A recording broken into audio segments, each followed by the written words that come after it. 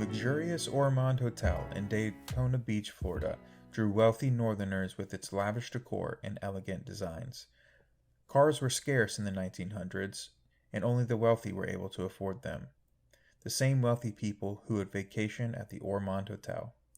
Daytona's beaches are made of hard sand, and it wasn't uncommon at the time to drive your car directly next to the ocean to enjoy the view. Sometime in the year 1903, a few men staying there decided to take their cars on the beach and race them. Two of those wealthy men were Ransom Olds and Alexander Winston.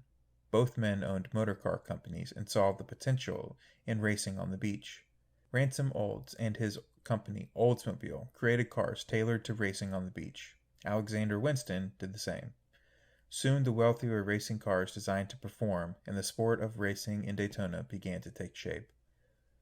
The wealthy ultimately turned it into a sport that was almost exclusively theirs. That is, until Ford created the mass assembly line and car prices dropped drastically overnight in the year 1913.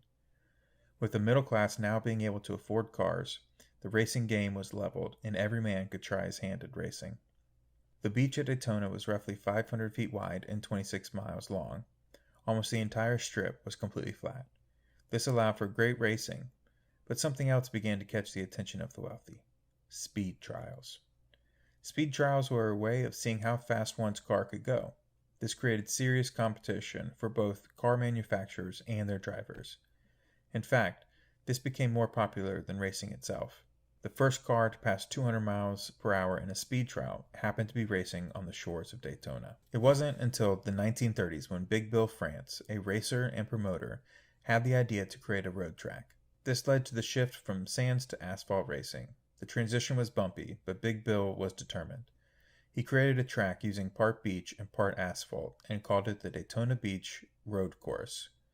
Bill France promoted his races all around the world and began bringing in foreign racers, which created friendly competition between the countries. This continued until the attack on Pearl Harbor, which caused a pause on the racing industry in general. Racing wouldn't resume again until after the war in 1946. France's success provided him with financial backers who shared his vision. And on February 21st, 1948, NASCAR was officially founded.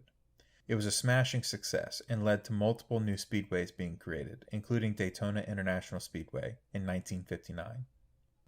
Lee Petty was the winner of NASCAR's new season opener, the Daytona 500, on February 22, 1959. The success of NASCAR continued to grow, and each year larger and larger crowds gathered in Daytona to attend the events.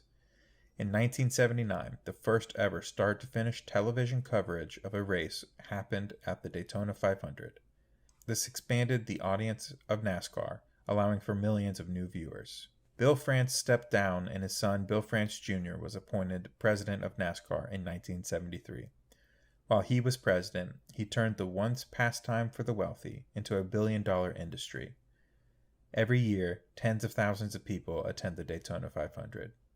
In many ways, the Speedway has transformed the entire city. Today, it is known internationally for bringing tourism and financial wealth to the city and the surrounding areas.